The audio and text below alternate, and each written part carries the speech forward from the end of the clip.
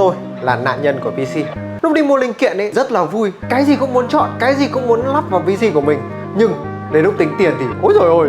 Mà chưa kể đến nhá, lúc vẽ trên giấy thì cây đẹp lắm, dress code các kiểu, nhưng mà lắp về thì lệch hết. RAM thì cởi chân như này, mà cây ấy để xì xì, thậm chí tản nhiệt có khi còn chả có led. Mà các bạn muốn build một bộ PC ngon ấy, chúng ta phải bỏ bằng cái số tiền vốn đi mua xe điện sắp tới để đi vào năm 2026. Mà GTA 6 thì chưa ra, chơi game thì không có, mà tiền thì không có mà mua, nghèo quá nó khổ thế đấy anh em ạ.